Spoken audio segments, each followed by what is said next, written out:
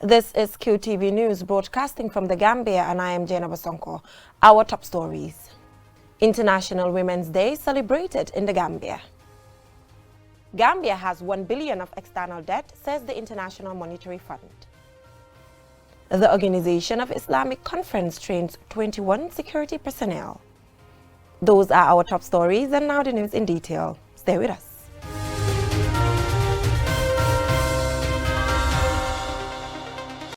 International Women's Day is celebrated on the 8th March every year. It is a global day that celebrates women in different sectors, as well as reflect on the opportunities and challenges affecting women and strategize means of overcoming them. The newly established Ministry of Women's Affairs, in collaboration with the Women's Bureau, organized the forum on Thursday in commemoration of the day. The forum brought together women from different sectors of the economy to discuss issues affecting them, ranging from gender-responsive laws, economic empowerment of women, unpaid care work, amongst other things. The theme for this year's International Women's Day is Think Equal, Build Smart, and Innovate for Change, Balance for Better. Ellen Manga from the Female Lawyers Association talked about advancing the 30% agenda. She stressed that in order to achieve a balance for better, the 30% agenda must be achieved. No country will develop without the active participation of women. If Gambia needs to go ahead, then women should be involved in what they are doing. So now the recommendation I'm given, one is during the constitutional review, we want the 30% quota to be there. The executive will know that once you remove a woman, you're going to replace it with a woman, because that quota should be reflective. We are saying that when a president is being elected, the president needs to be elected with a vice president. Then they will start looking at us, because we have the numbers, they don't. So if they don't consider us, we don't give them the numbers. 3, the advocacy. Women's Bureau, they are doing a lot of advocacy, but now I want the Women's Bureau to be working with civil society organizations to increase the advocacy on women participation in politics and decision making. We want them to come up with documentaries that will show what women of the Gambia have done in achieving some of the achievements that they have. Those are the recommendations that I have. The Minister for Women's Affairs, Fatu Kinte, thanked President Adama Barrow for the establishment of a Ministry of Women's Affairs and further stated that meaningful development cannot be realized without the active participation of women. This forum that we are about to start this afternoon is the initiative of the UN system in the Gambia in partnership with the Ministry of Women, Children and Social Welfare, as well as the Women's Bureau. Today we will discuss issues of pertinent importance to women's advancement. A lot has been achieved in the area of women's advancement. However, there still remain quite a lot, and these are referred to as the challenges. This panel discussion will look at these issues affecting women in institutions, homes, communities, and make recommendations on how to address them. This will include the unpaid care work, women in decision making, advancing the 30% agenda, economic empowerment for women, gender responsive laws, the digital divide, violence against women, including FGM and child marriage. In this year's International Women's Day, women encourage one another to be each other's keeper. It's one of the ways to achieve a balance for better. Reporting for QTV News, I am Jena Basonko. A 2-week International Monetary Fund staff monitoring program found out the following for the Gambia: the need for restoring debt sustainability through fiscal policy, limiting external borrowing, and restructuring of existing external debt, among other things. Momodu Gajaga has the rest of that story. The Gambia is a heavily indebted country with more than $1 billion of external debt, representing 120% of its gross domestic product. Even though in 2018, gross domestic product GDP grew by an estimated 6.6% up to 4.6% in 2017, according to a report, the budget execution challenges in 2018, which led to the postponement of budget support equivalent to 3% of the GDP. One big reason is that because the debt to GDP ratio was so high and the debt service ratios were so high that we had to declare the debt unsustainable, and that in itself is preventing us and the World Bank from disbursing budget support. So the authorities are now seeking debt relief from debt creditors, and hopefully they will find a resolution of that problem, and that would unlock our support, our financial support, and the support from the World Bank in this year. The level of domestic borrowing was also seen to be excessive, according to the findings. $3 billion of borrowing.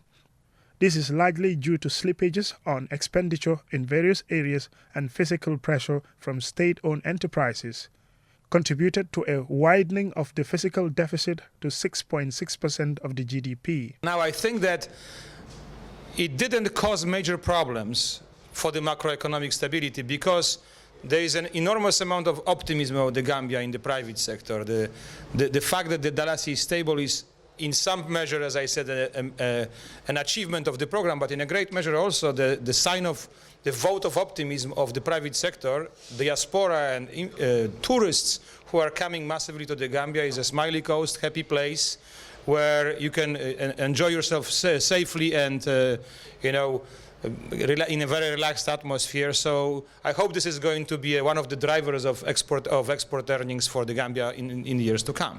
There is still optimism on economic growth. Inflation has declined from 6.9% at the end of 2017 to 6.1% in January 2019. However, these figures have no bearing in the life of average Gambians, who continue enduring high cost of living coupled with unemployment and low income. Mamudu Gajaga, QTV News.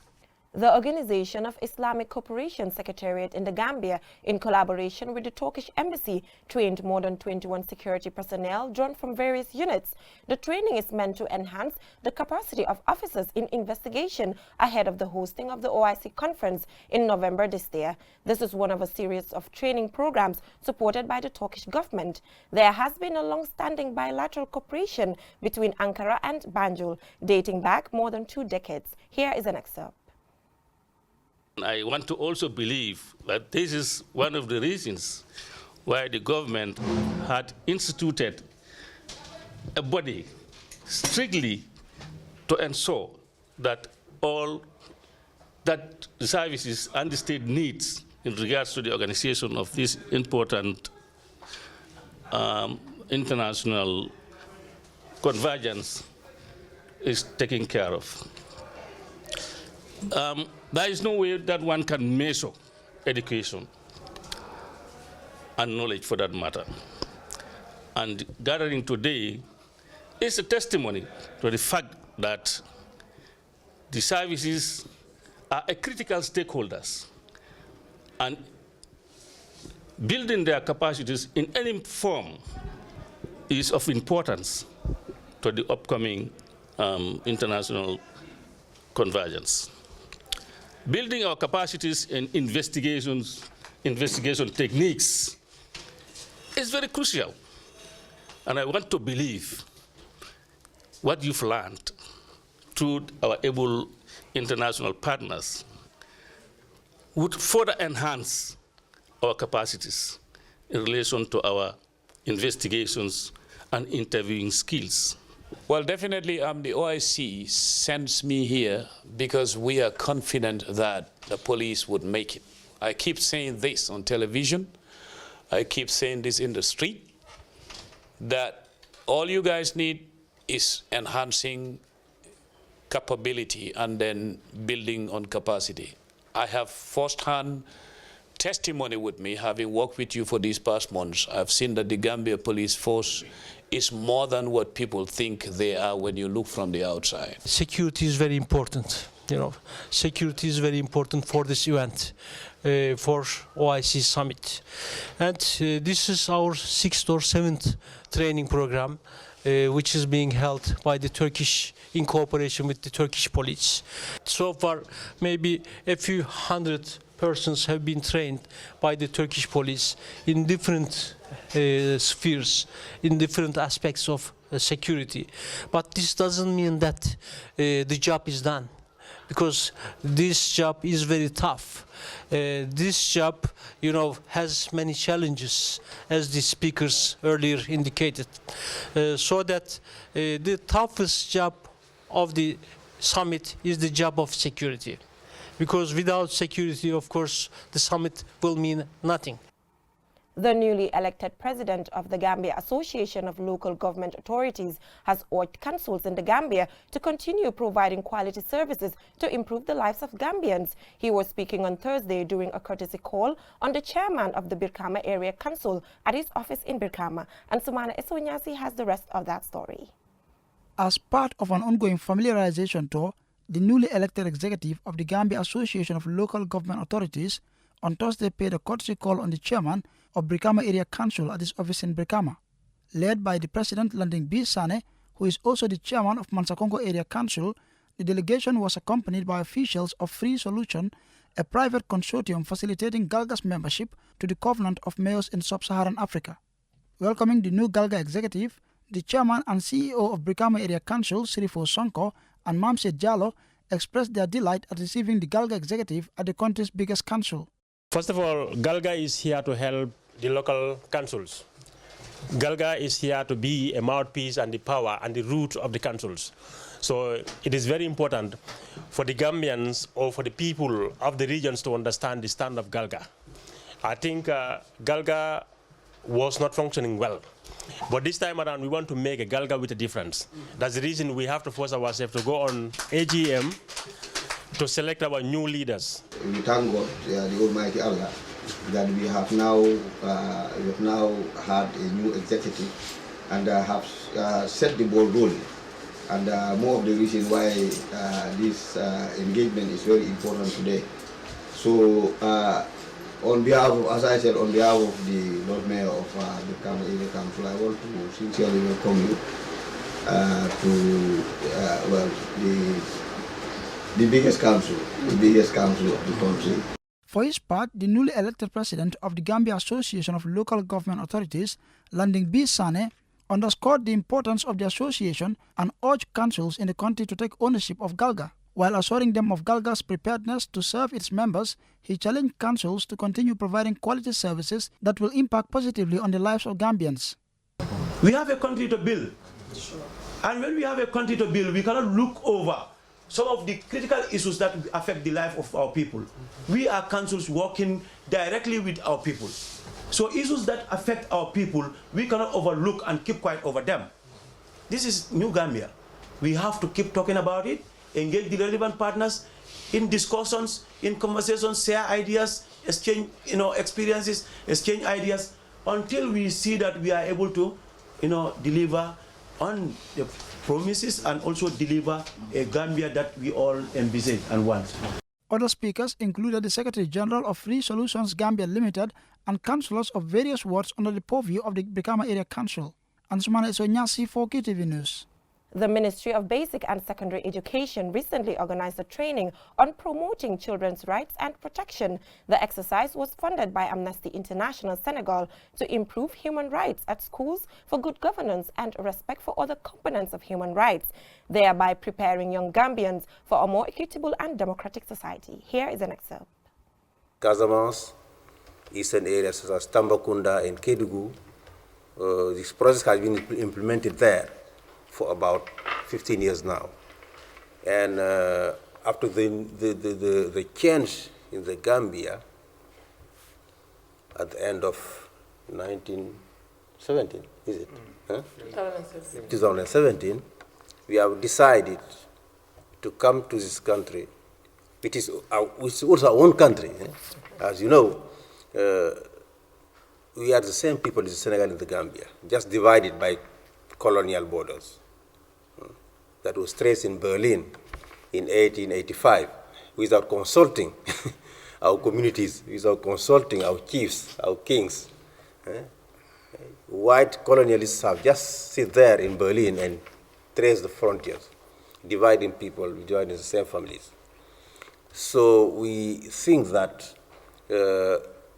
it's our duty as a Senegalese organization to come here to the Gambia to develop this project with youngsters in schools in communities in order to share with them, in order to inculcate to them the values of democracy, the values of good governance, the values of human rights that are necessary to be observed in a democratic society. You cannot have a democratic society if participation is not promoted by the government, if the rules of democracy are not observed, if the good governance is not observed, starting in the schools and in different state institutions, if discrimination is practiced in communities in the name of religion, in the name of customs, you cannot have a free and democratic society without these conditions. That's why we have come here. We have chosen to start this work in schools. Indeed, our ambition would have been to work in all the schools in the Gambia. But I think the approach we have adopted is the best one, to start with 6 schools and gradually expand it to the rest of the educational system of the Gambia. So we are very much happy with the work that has been done, with the strong support of the ministry, the permanent secretary, the ministry himself, Tira Jata, in Nusrat, in Sifo, Farafini, Tahir, Brikamaba, Fatoto. We are very much impressed by the work we have done with very limited resources. Our ambition is bigger than the amount that we have given to you. And we really hope that in the coming years, not only will we expand the schools, but the means will also, resources will also increase to allow you to do the work that we expect from you. Before we end this news bulletin, let's recap our main headlines. International Women's Day is celebrated on the 8th March every year. It is a global day that celebrates women in different sectors, as well as reflect on the opportunities and challenges affecting women and strategize means of overcoming them. The newly established Ministry for Women's Affairs, in collaboration with the Women's Bureau, organized the forum on Thursday in commemoration of the day. A 2-week International Monetary Fund staff monitoring program found out the following for the Gambia: the need for restoring debt sustainability through fiscal policy, limiting external borrowing, and restructuring of existing external debt, amongst others. The Organization of Islamic Cooperation Secretariat in the Gambia, in collaboration with the Turkish Embassy, trained more than 21 security personnel drawn from various units.